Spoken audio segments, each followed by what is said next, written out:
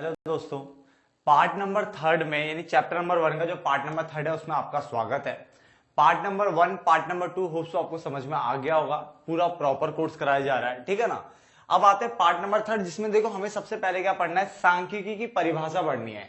देखो हमने सांख्यिकी की परिभाषा लास्ट पार्ट में नॉर्मल वे में पढ़ी थी, बट हम इसे पढ़ेंगे कि एक वचन के रूप में और बहुवचन के रूप में सांख्यिकी की परिभाषा क्या होती है, यानी एक वचन संज्ञा और बहुवचन संज्ञा के हिसाब से सांख्यिकी को कैसे डिफाइन किया गया पेपर में पूछा जाता है। तो फटाफट से देखते हैं। सबसे पहले सांख्यिकी की परिभाषा एक वचन के रूप में, यानी एक वचन के रूप में सिंगुलर वे में क्या बोला जाता है सांख्यिकी के बारे में, ठीक है ना।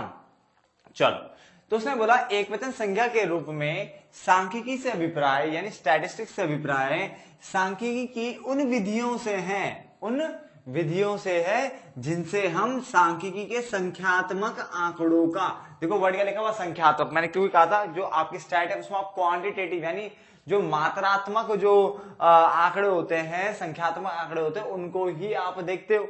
जो संख्यात्मक चीजों में होंगे उन्हीं की आप स्टडी करोगे, गुणात्मक की तो बात ही नहीं कर रही यहाँ पे, है ना। तो उसने बोला यहाँ पे एक वचन संज्ञा के रूप में सांख्यिकी से अभिप्राय सांख्यिकी की उन विधियों से है, सांख्यिकी की उन विधियों से है जिनसे हम सांख्यिकी के संख्यात्मक आंकड़ों का संग्रह करते हैं। संग्रह मतलब होता संकलन करना, मतलब इकट्ठा करना, collection of data, collection of data यानी आंकड़ों का संग्रह किया जाता है, आंकड़ों का वर्गीकरण किया जाता है, मतलब क्लासिफाई किया जाता है, क्लासिफिकेशन ऑफ डेटा, प्रस्तुतिकरण यानी प्रेजेंटेशन ऑफ डेटा, तो ये कलेक्शन ऑफ डेटा, ये क्लासिफिकेशन ऑफ डेटा, ये आपका हो गया प्रेजेंटेशन यानी प्रस्तुतिकरण ऑफ डेटा, ये एनालिसिस हो गया यानी विश्लेषण करना उनका, और निर्वचन मतलब होता है इंटरप्रेट करना, मतलब होता है व्याख्या करना। जब आप रिजल्ट जो आता है उस रिजल्ट को से क्या करना, निष्कर्ष क्या बोलते हैं निष्कर्ष निकालना, ताकि डिसीजन मेकिंग में आपकी मदद हो सके। अगर आपको निर्णय लेने हो तो निर्णय लेने में आसानी हो सके, तो यहाँ पे निष्कर्ष निकाले जाते हैं, उनकी व्याख्या की जाती है, ठीक है ना। तो एक वचन के रूप में, एक वचन संज्ञा के रूप में सांख्यिकी से अभिप्राय सांख्यिकी उन विधियों से हैं जिनमें सांख्यिकी के संख्यात्मक आंकड़ों का संग्रह किया जाता है, उनका वर्गीकरण किया जाता है, उनका प्रस्तुतिकरण किया जाता है, उनका विश्लेषण किया जाता है, उनका निर्वचन किया जाता है, आदि का अध्ययन किया जाता है। क्लियर हो गया। चलो, अर्थार्थ है, आप ये भी लिख सकते हो वह विधि जो संख्यात्मक है, देखो वर्ड है ना, संख्यात्मक आंकड़ों का संकलन यानी संग्रह करना, वर्गीकरण करना, प्रस्तुत करना, विश्लेषण करना, निर्वचन करने का अध्ययन करती है, उसे एक वचन सांख्यिकी कहते हैं। तो वही लाइन है, इसमें छोटे वे में लिखते थोड़ा सा बस, ठीक है ना। चलो, सांख्यिकी अध्ययन के चरण यानी जो इसके जो सांख्यिकी यानी स्टैट है जो आपकी, ठीक है, उसके चरण क्या है यानी उसके स्टेजेस क्या है बेटा, उसके स्टेजेस क्या है। तो सबसे पहला स्टेज अगर हम बात करें बेटा इसी से बनता है। सबसे पहला क्या था, आंकड़ों का संग्रह करना यानी संकलन करना, तो आंकड़ों का संग्रह करना यानी संकलन करना, देखो वही लिखा था। फिर आंकड़ों का संगठन यानी ऑर्गेनाइजेशन ऑफ डेटा बोलो या क्लासिफिकेशन ऑफ डेटा, ठीक है, तो वो किया जाता था। आंकड़ों का संगठन करना, आंकड़ों का वर्गीकरण करना, दूसरा स्टेज है बेटा, लाइन बाय लाइन आपको याद रखना है, ठीक है ना। नंबर 3 आंकड़ों का फिर प्रस्तुतिकरण करना, प्रेजेंट करना उसको, फिर आंकड़ों का विश्लेषण एनालिसिस ऑफ डेटा यानी एनालिसिस करना उसका, ठीक है ना।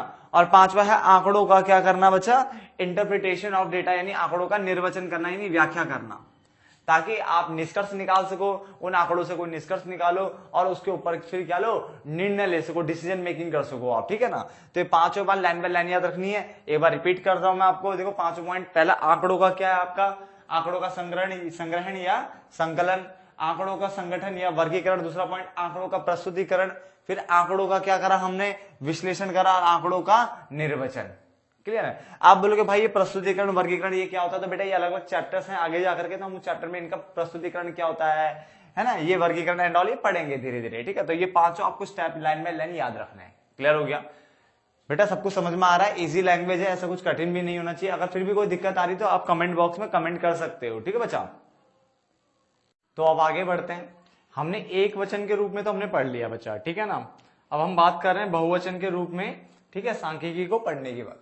डन। चलो, तो बहुवचन के रूप में सांख्यिकी, इसने कहा बहुवचन के रूप में सांख्यिकी का अभिप्राय समंकों या आंकड़ों, दोनों एक ही वर्ड है, तो समंकों या आंकड़ों के समूह से है। क्या बोला उसने, तो बहुवचन के रूप में सांख्यिकी का अभिप्राय समंकों या आंकड़ों के समूह से है। क्लियर हो गया। चलो, इसका मतलब अर्थात बहुवचन के रूप में सांख्यिकी संख्यात्मक तथ्यों, क्योंकि यहाँ पे सिर्फ संख्या की बात की जाती है, तो संख्यात्मक तथ्यों का समूह होता है। क्या होता है? संख्यात्मक तथ्यों का समूह होता है जिनमें सभी समंकों यानी आंकड़ों को संख्या के रूप में प्रकट किया जाता है, यानी जितने भी आंकड़े होंगे उनको संख्या के रूप में दर्शाया जाता है। क्लियर हो गया? तो बहुवचन के रूप में सांख्यिकी का अभिप्राय समंकों या आंकड़ों के समूह से, यानी आंकड़ों का जो समूह होता है उसे हम क्या बोलते हैं? यहाँ पे हम उसे सांख्यिकी बोलते हैं। बेटा अगर मैंने मान लो एक आपको आंकड़ा दिया है तो एक आंकड़े से आपकी सांख्यिकी नहीं बनती है, एक से ज्यादा आंकड़े होने चाहिए, एग्रीगेट ऑफ फैक्ट्स, यानी एक से ज्यादा आंकड़े होंगे तभी तो हो पाएगा। तो इसलिए यहाँ पे बोला जाता है समंकों का समूह चाहिए, आंकड़ों का समूह चाहिए। क्लियर हो गया? अर्थात बहुवचन के रूप में सांख्यिकी संख्यात्मक तथ्यों का समूह होता है, संख्यात्मक तथ्य होते हैं और जिनमें सभी समंकों को संख्या के रूप में प्रकट किया जाता है। क्लियर हो गया? चलो अब सांख्यिकी का एक वचन तथा बहुवचन के रूप में अंतर, यानी एक वचन के रूप में सांख्यिकी क्या होती है और बहुवचन के रूप में सांख्यिकी क्या होती है, अब ये जानते हैं।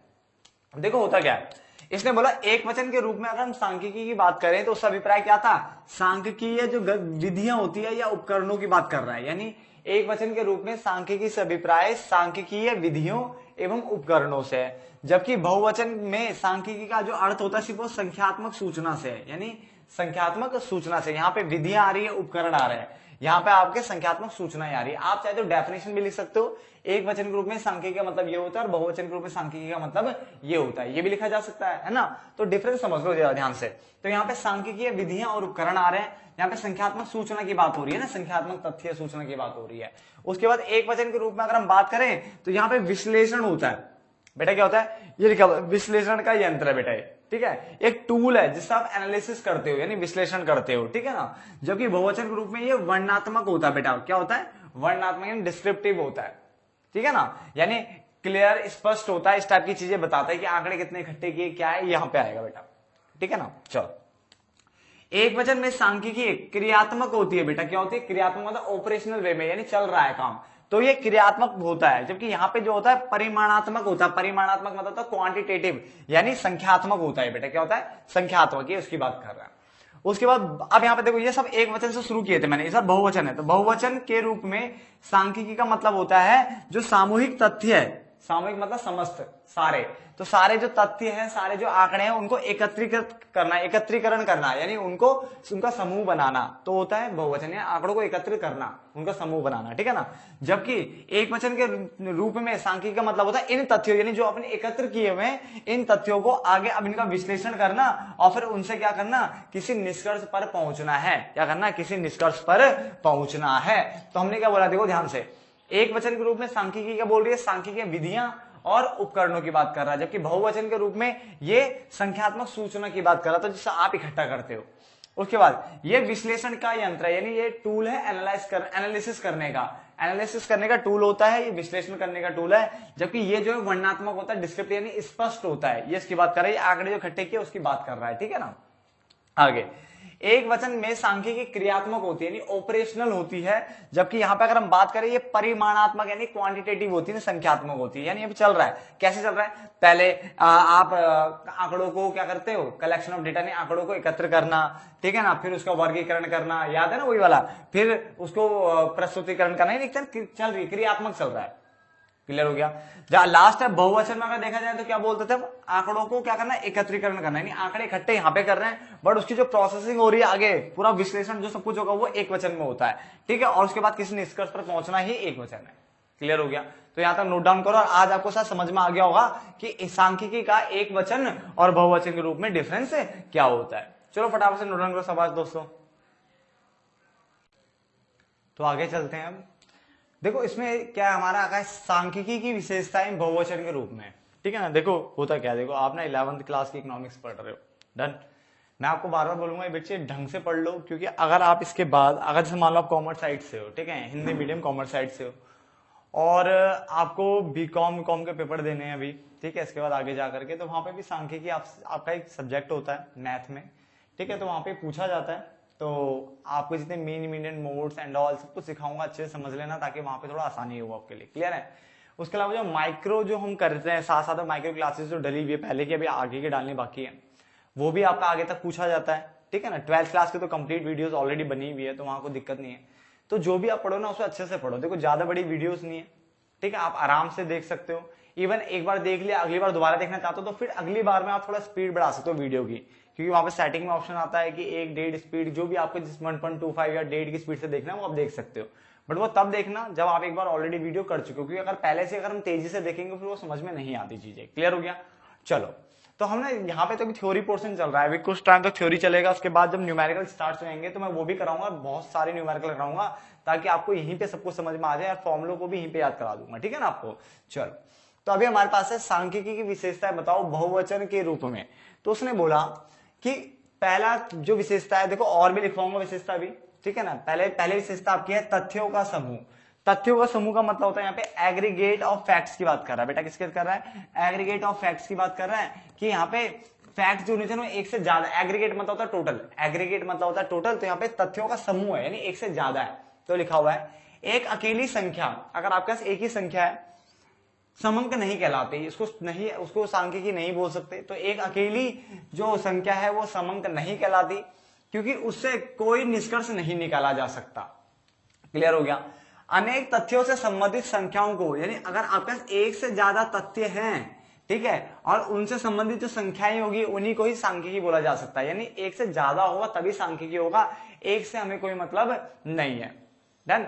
5 अनार रखे हुए, ये 5 अनार है, तो उससे मैं क्या करूं? ठीक है ना। तो एक अकेली संख्या कभी भी आपकी समंक नहीं कहलाती, क्योंकि उससे कोई निष्कर्ष नहीं निकलता। आपके पास एक से ज्यादा तथ्यों से संबंधित संख्याएं होनी चाहिए, क्योंकि उसी को सांख्यिकी कहा जाता है। और क्योंकि उनकी आपस में आप तुलना भी कर सकते हो, अगर एक से ज्यादा होगी तभी तो आपस में तुलना करोगे, तो उनके आपस में तुलना की जा सकती है, और फिर निष्कर्ष भी आप निकाल सकते हो कि ये सही है वो गलत है, या ये ज्यादा है वो कम है, तभी तो निकालोगे जब एक से ज्यादा आंकड़े आपके पास होंगे। सिर्फ एक ही आंकड़ा होगा तो कैसे निकाल लोगे? पहला पॉइंट क्लियर हो गया। तो एक संख्या कभी भी समंक नहीं होती है, ठीक है, क्योंकि उससे आप कोई भी निष्कर्ष नहीं निकाल सकते। अगर एक से ज्यादा है तभी तो आप कंपेयर कर पाओगे, तो एक से ज्यादा होने पर ही वो सांख्यिकी कहलाई जाती है, और एक से ज्यादा के बीच में ही आप कंपैरिजन कर सकते हो, और फिर डिसीजन ले सकते हो, कंक्लूजन ले सकते हो, निकाल सकते हो, यानी निष्कर्ष निकाल सकते हो। क्लियर हो गया? चलो, फिर आता संख्याओं में व्यक्त। कोई भी डेटा आपने जो कलेक्ट किया है वो संख्याओं में व्यक्त होना चाहिए। अगर मैं बोलूं वो ना बहुत ज्यादा पैसों वाला आदमी है, तो भाई वो सांख्यिकी नहीं है, ठीक है, उसकी हाइट बहुत छोटी सी है, वो सांख्यिकी नहीं है, ठीक है। वो देखो वो कितना खाया जा रहा है, ठीक है, वो मैडम देखो पढ़ाई करते करते नेल पेंट लगा रही है, बेटा वो सांख्यिकी नहीं है। बात समझ गया ना? तो उसने बोला सांख्यिकी वही हो सकती है जो संख्याओं में व्यक्त है। राम 10,000 कमाता है, वो 15,000 कमाता है, ये सांख्यिकी है, ठीक है। तो उसने बोला सांख्यिकी संख्या के रूप में व्यक्त की जानी चाहिए, ठीक है ना। किसके रूप में? संख्या के रूप में। तथ्यों का गुणात्मक, अगर आपका गुणात्मक मतलब होता है क्वालिटेटिव, ठीक है ना इंग्लिश में, तो तथ्यों का गुणात्मक रूप जैसे बड़ा छोटा, गरीब अमीर, कुरूप सुंदर आदि सांख्यिकी के कार्य क्षेत्र में नहीं आते, एक सांख्यिकी नहीं हो सकते। गुणात्मक यानी क्वालिटी से मुझे कोई मतलब नहीं, क्वालिटेटिव वे से मतलब नहीं, मुझे क्वांटिटेटिव वे से मतलब है, क्वांटिटेटिव नॉट क्वालिटेटिव। इंग्लिश के वर्ड इसलिए यूज करता हूँ, कुछ कुछ ना पता होना चाहिए बच्चा, ठीक है ना। वैसे तो मुझे पता आप ज्यादा होशियार हो सबके सब, बट फिर भी कुछ कुछ वर्ड पता होने चाहिए, इसलिए इंग्लिश में डाल देता हूँ वर्ड को, ठीक है ना। चलो, अनेक कारणों द्वारा प्रभावित, इसने बोला जो समंक होते हैं वो अनेक कारणों द्वारा प्रभावित होते हैं, ना कि किसी एक विशेष कारण द्वारा। इसका मतलब जैसे मान के चलो, अगर हम भारतीय कृषि की बात करें तो वो कैसे प्रभावित हो सकती है? बारिश यानी पानी, सिंचाई, खाद वाद की, कीटनाशक दवाइयां एंड ऑल, अच्छे बीज है या नहीं है। तो बहुत सारे फसल जो है निर्भर करती है कि अच्छे बीज है या नहीं है, खाद अच्छी है या नहीं है ना, बारिश हुई नहीं हुई ढंग से, और क्या नाम है सब, पानी वानी की ढंग से सुविधा, सिंचाई की सुविधा है या नहीं है, कीटनाशक दवाइयां है नहीं, समथिंग दिस दैट, है ना। तो अनेक कारणों पर निर्भर होती है ना भारतीय कृषि। तो ऐसे इसने बोला कि समंक भी जो है अनेक कारणों से प्रभावित होंगे, जो डेटा होगा बहुत कारणों से प्रभावित होगा, ना कि किसी एक विशेष कारण द्वारा। आगे, रीजनेबल एक्यूरेसी। रीजनेबल एक्यूरेसी मतलब उचित मात्रा में शुद्धता, यानी इसके अंतर्गत आंकड़ों को एकत्रित करते हुए शुद्धता, क्या लिखा हुआ है? शुद्धता के एक उचित स्तर को ध्यान में रखना चाहिए। यानी जब आप आंकड़े एकत्र कर रहे हो तो याद रखो कि जो आंकड़े है वो सही हो, शुद्ध हो, यानी एक्यूरेसी मेंटेन करो। ऐसे नहीं कुछ भी, मैंने कहा यार आपने जरा अपनी गली के कुत्तों का आंकड़ा, कितने कुत्ते आपकी गली में, जरा आंकड़ा उठा के लाओ, क्या छोड़ो गिन के 7 लिख दो अपनी मर्जी से। अबे अपनी मर्जी से क्यों लिखे? ठीक है ना, एक एक्यूरेसी मेंटेन होनी चाहिए ना भाई, जिसका तुम सांख्यिकी, जिसका तुम डेटा एनालाइज करने वाले हो, कंपेयर वंपेयर करोगे, रिजल्ट निकालोगे, उस रिजल्ट को बताओगे, तो उसमें एक्यूरेसी भी तो होनी चाहिए। अगर आप भारत की पॉपुलेशन का डेटा उठा रहे हो, पॉपुलेशन का पूरा डेटा है, कितनी जनसंख्या क्या है, तो भाई ढंग से एक एक घर में जाके पूछोगे ना कि क्या नाम है, ये बताओ कि इस घर में कितने लोग हैं, उसने बोला 3 लोग हैं, ठीक है, अगले घर में कितने लोग हैं, 4 बेटा, तो अभी रुको 5 मिनट रुको, बस 5 आ रहा है, 4 तो हो गए, 4 तो है इस घर में, 5 में पैदा होने वाला है, बस मतलब हर एक बंदे का डेटा होना चाहिए। मतलब पैदा होने का मतलब ये नहीं कि अभी घर में, मतलब जो वो रजिस्टर्ड, मतलब जो भी बर्थ सर्टिफिकेट आ जाएगा, यानी वो बंदा भी आ गया है, दिख गया है, तो उसको भी काउंट करो। यानी आपको किसी को नहीं छोड़ना, कोशिश करो अपनी तरफ से पूरा 100% दो। फिर भी मुझे पता है थोड़ी बहुत गलती हो जाती है, हर किसी कुछ ना कुछ छूट ही जाता है, बट अपनी तरफ से आपको रीजनेबल एक्यूरेसी मेंटेन करनी है, नहीं उचित मात्रा में शुद्धता का स्तर बनाए रखना है। तो कितने पॉइंट हो गए हमारे, 4 पॉइंट हो गए। अभी और आगे करते हैं, आप इसे उतार लीजिए बच्चा। तो दोस्त आगे बढ़ते हैं, ठीक है ना। हमने देखो कितने पॉइंट कर लिए थे, 4 पॉइंट कर लिए थे। 5वां पॉइंट हमारे पास आ गया कि पूर्व निश्चित उद्देश्य, यानी जो आप आंकड़े जो आप उठा रहे हो, जो एकत्रित कर रहे हो, ठीक है, वो किसी उद्देश्य से होना चाहिए। अगर मैं बोलूं, आप, मैंने कहा आप क्या कर रहे हो, कह रहा मैं कुत्तों की संख्या गिन रहा हूं, गली गली में कितनी है। मैंने कहा क्यों, कह रहा बस ऐसे ही टाइम पास। तो बेटा टाइम पास के लिए कर रहे हो तो फिर वो आंकड़े नहीं होंगे, ठीक है ना।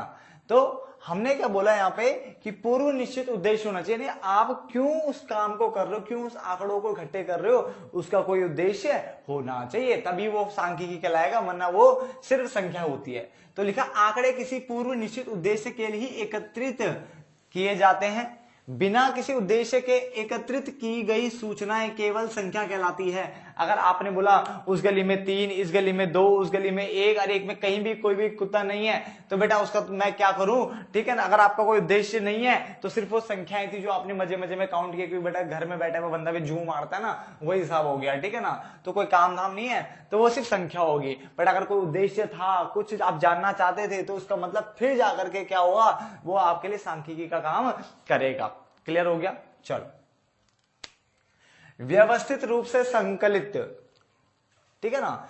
तो उसने बोला अगर आप अव्यवस्थित है, जब कोई तरीका नहीं, कोई ढंग नहीं, अगर ऐसे रूप से अगर आप एकत्रित करते हो आंकड़ों को, तो वो भ्रमपूर्ण हो सकते हैं या वो गलत हो सकते हैं। जहां अंडरलाइन मैं करता हूं वहां अंडरलाइन आप भी कर लिया करो दोस्तों, ठीक है ना। चलो, तो अव्यवस्थित रूप से एकत्रित किए हुए आंकड़े भ्रमपूर्ण या गलत हो सकते हैं, इसीलिए अतः आंकड़े व्यवस्थित रूप से संकलित मतलब एकत्रित, कलेक्शन करना वो व्यवस्थित तरीके से, सिस्टमैटिक तरीके से होना चाहिए।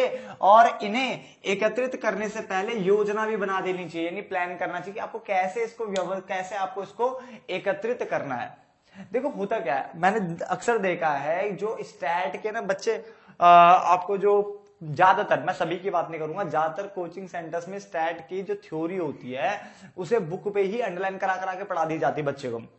मतलब एक तरह से अपना सिर्फ पत्ता साफ किया जाता है कि चलो थ्योरी तो बुक से पढ़ी जाएगी, आगे जाकर न्यूमेरिकल है वो टीचर अच्छे से कराता है, न्यूमेरिकल टीचर अच्छे से कराता है, थ्योरी पे गोली मार देता है। ऐसा नहीं होना चाहिए, आपको थ्योरी पता होनी चाहिए स्टैट की, ठीक है ना। और स्टार्टिंग कुछ चैप्टर में तो थ्योरी काफी अच्छी खासी है, बाद में तो चलो कम है, कोई दिक्कत नहीं, बट फिर भी आपको पता होना चाहिए। क्लियर है। और जो बाद के चैप्टर है उसमें भी ये भी पता होना चाहिए कि मीन के महत्व क्या है निकालने के। अगर आप मीन निकाल रहे हो यानी माध्य निकाल रहे हो तो उसका महत्व क्या है, माध्यक निकाल रहे हो तो उसका महत्व क्या है, नहीं सब कुछ पता है। थ्योरी का पोर्शन भी आपको आना चाहिए। क्लियर हो गया। इसलिए मैं थ्योरी करवा रहा हूँ और सारे चैप्टर्स की थ्योरी करेंगे हम, और जैसे ही न्यूमेरिकल स्टार्ट होंगे तो हम न्यूमेरिकल पोर्शन, जो प्रैक्टिकल पोर्शन आपका होगा वो भी हम करने वाले है ना। चल 2 पॉइंट क्लियर हो गए। समंक परस्पर, यानी जो आंकड़े होंगे वो परस्पर संबंधित होने चाहिए, यानी एक दूसरे से संबंधित होने चाहिए, तभी जाकर के आप स्टैट का यूज कर पाओगे, तभी आप उनके बीच में कंपैरिजन कर पाओगे। तो मैंने कहा समंकों में एक विशेषता यह भी होती है कि वे एक दूसरे से तुलनीय होते हैं। तुलनीय मतलब आप उनकी तुलना कर सकते हो। अब आप बोलोगे कैसे, देखो यहां पर होता क्या, सपोज करो एक का नाम है राज ले लेते हैं, ठीक है ना। एक लड़का है राज, मैंने कहा राज ने 4 रोटी खाई। अब वहां पे कह रहा हूं हमारे गली में एक कुत्ता है उसने 3 रोटी खाई, तो बेटा ये कंपैरिजन थोड़ा ना होता है ऐसा। यार वो अलग है यार, वो इंसान की बात कर रहा हूं, जानवर की बात कर रहा हूं, नहीं, वो मैं बोल रहा हूं राज ने 4 रोटी खाई और दूसरे को बोल रहा हूं उसके पता 95 नंबर आए पेपर में, ये कोई कंपैरिजन नहीं हुआ। उसने 4 रोटी खा रहा है, वो उसके वहां पे 95 नंबर आ रहे हैं मैथ में या जहां भी आ रहे हैं साइंस में, ठीक है, उससे क्या मतलब हो गया, कोई कंपैरिजन है क्या, कोई कंपैरिजन नहीं। वो लड़का सुमित जो है भाई साहब 10,000 रुपए कमाता है सैलरी। भाई साहब इस बंदे ने 4 आम खाए बेबी, कोई कंपैरिजन नहीं है। इसका मतलब हमें डेटा अगर सैलरी का, तो सबकी सैलरी का डेटा होना चाहिए, ताकि हम सुमित ने इतनी 10,000 कमाई, उस बंदे की 15,000 सैलरी, उसकी 1,00,000 सैलरी, तो अब आप कंपेयर कर सकते हो। उसने 4 आम खाए, इसने 6 आम खाए, उसने 10 आम खाए, उसने तो एक ही खाया, उसकी वजह से तो आधा भी नहीं हुआ। ये कंपेयर हो सकता है, ठीक है, कौन कितने आम खा, मतलब डेटा जो होना चाहिए एक दूसरे से क्या होना चाहिए, रिलेटेड होना चाहिए, ठीक है ना, परस्पर संबंधित होना चाहिए, ताकि आप तुलना कर सको। ठीक है, तो काफी सिंपल से पॉइंट्स है, ठीक है ना। आगे गणना तथा अनुमान। अब देखो जो अब डेटा जो होता है, जो आपके आंकड़े हैं, उनको आप 2 तरीके से आप कलेक्ट कर सकते हो। या तो आप गणना करो, गणना मतलब होता है गिनती करो, और या तो अनुमान लगाओ। इसका मतलब ये होता है, जैसे मान के चलो कि कई बार तुमने देखा होगा बहुत बड़ी बड़ी रैलियां चलती है, कुंभ का मेला हो गया मान लो, या कुछ भी हो गया, और है ना ये सब चीजें, तो उसमें बहुत सारे लोग जुड़ते हैं, तो हम बोलते हैं 1.25 लाख लोग वहां आए थे, 5 लाख लोग वहां आए थे, तो क्या एग्जैक्ट 5 ही आए होंगे? नहीं बेटा, वो अनुमान लगाया जाता है कि इस ग्राउंड में जो कैपेसिटी है वो 5 लाख की, और ग्राउंड जो ग्राउंड है ना भरा भरा सा लग रहा है, तो 5 लाख लोग तो आए होंगे। अब वो थोड़े कम भी हो सकते हैं, थोड़े ज्यादा भी हो सकते हैं, तो इसका मतलब ये हो गया, इसका मतलब अनुमान लगा के भी आप आंकड़े इकट्ठे कर सकते हो। और दूसरा तरीका ये है कि जैसे मान के चलो गणना करके, गिनती करके, अब जैसे मान लो आपकी क्लास है उसमें सिर्फ 40 बच्चे हैं, तो भाई उन्हें गिनती कर सकते हैं ना, तो भाई वो 40 बच्चे, वहां थोड़ा बोलोगे ओए होए इस क्लास में शायद भाई 30 बच्चे आए होंगे लगभग लगभग। अबे लगभग क्यों बोल रहा है, गिन ले भाई, 2 मिनट लगने गिनने में। तो उसका मतलब जहां पे गणना की जा सकती है, तो गणना के थ्रू भी आप आंकड़े इकट्ठे कर सकते हो, और जहां गणना नहीं हो सकती कोई दिक्कत नहीं, आप अनुमान लगा लो, उससे भी आप कर सकते हो। बट गणना करोगे तो आंकड़े बिल्कुल सटीक और अच्छे आएंगे। बट जहां पे आपको लगता है कि टाइम कम है, गणना नहीं हो सकती, तो वहां अनुमान के थ्रू निकाल लिया जाता है, ठीक है। उसमें थोड़ी दिक्कत हो सकती है, थोड़ा अप डाउन आंसर यानी कम ज्यादा आ सकता है ना। तो समंक को गणना या अनुमान द्वारा एकत्रित किया जा सकता है। इसके अंतर्गत यदि अनुसंधान का क्षेत्र यानी जिस क्षेत्र में आपको क्या है वो करना है, क्या है आप सर्वे करना चाहते हो, यानी सर्वे का जो क्षेत्र है आपका, ठीक है, वो क्षेत्र अगर विस्तृत है, विस्तृत मतलब बड़ा है, बहुत बड़ा क्षेत्र है, तो आप अनुमान लगा के काम चला सकते हो, कोई दिक्कत नहीं। मगर अगर आपका अनुसंधान का क्षेत्र यानी जहां पर आपको सर्वे करना है, वो जो क्षेत्र है वो आपका क्या है, छोटा है, सीमित है, तो आप गणना का यूज कर सकते हो, कोई दिक्कत नहीं, गणना ही उचित होगी उस केस में। क्लियर हो गया। अभी तक हम शायद पार्ट नंबर 3 कर रहे हैं, ठीक है ना, यहाँ पार्ट नंबर 3 हो गया। पार्ट नंबर 1, 2 मैंने अच्छे से करवा दिया था आपको, पार्ट नंबर 3 ये रहा। अब जो बचा मेरे हिसाब से पार्ट नंबर 4 में खत्म हो जाना चाहिए, ठीक है। एक आपके शायद इसके महत्व मुझे बताने हैं आपको, और सीमाएं बतानी है, एक तो छोटे टॉपिक होगा तो मैं वो भी कराऊंगा, ठीक है, अंदर से। तो मैं इस पार्ट को यहीं पे रोक देता हूँ, क्योंकि देखो ज्यादा बड़ा पार्ट बनाने का मन नहीं है, ठीक है। मैक्सिमम लिमिट जो होती है पार्ट के, देखो वैसे तो 1 घंटा भी खींचा जा सकता है, बट 1 घंटा ज्यादा हो जाएगा, 40-50 मिनट तक तो खींचना चाहिए वैसे, है ना। चलो फिर भी अभी हम छोटी छोटी वीडियोस बना रहे हैं, ठीक है। होप सो आपको ये वीडियो समझ में आ गई होगी। अगर आपको मेरे जो मैं वीडियोस बना रहा हूँ अगर आपको देखो पसंद आ रही तो प्लीज कमेंट जरूर किया करो, उससे पता है थोड़ा ना मोटिवेशन सा मिलता है, थोड़ा ना अच्छा लगता है कि हाँ यार कोई देख रहा है, और क्या नाम है, इनको अच्छी लग रही है वीडियोस, तो फिर आगे बनाने का मन भी करता है। क्योंकि मैंने अभी ये सांख्यिकी जानबूझ के उठाई है, कि मैंने पहले 12वीं का खत्म कर दिया था लास्ट, ठीक है। वो भी मैंने बताया था कि किसी एक लड़की ने, ठीक है, संजना नाम था आई थिंक उनका, उन्होंने बोला था कि भैया मेरे लिए वीडियोस बना दो, तो बस उस टाइम पे टाइम था तो मैंने बनाना स्टार्ट कर दिया था, और काफी सारे बच्चे जुड़े। उसके बाद तो काफी सारे बच्चे मेरे साथ जुड़े हैं ऑनलाइन, ठीक है, जिसमें मैंने आपके समष्टि और इंडियन इको यानी भारतीय अर्थव्यवस्था का विकास जो हमारे पास है, ठीक है, वो हमने क्या बनाई और पूरी पूरी खत्म किया, सबको पसंद भी आई, ठीक है ना। तो ऐसे ही देखो अब सांख्यिकी हमने स्टार्ट करी है, बस सांख्यिकी खत्म हो जाएगी, फिर कुछ नया ढूंढेंगे, ठीक है। जो ऐसा कंटेंट ढूंढेंगे जो कि इजीली क्या है, सारे टीचर्स नहीं बनाते, सारे पार्ट्स नहीं बनाते, एक पार्ट डाल देंगे दूसरा पार्ट देंगे ही नहीं, ऐसा नहीं, सारा डालने की कोशिश करेंगे, बस टाइम होना चाहिए, ठीक है ना। कई बार पार्ट आने में देरी हो जाती है, कई बार जल्दी भी बन जाते हैं, ठीक है ना, वो चलता रहेगा। बट प्लीज अगर आपको वीडियो समझ में आ रही है, ठीक है, क्लास में मैं दे रहा हूँ, लेक्चर दे रहा हूँ, समझ में आ रहा है, तो आप प्लीज कमेंट जरूर किया करो, ठीक है। थैंक यू दोस्तों।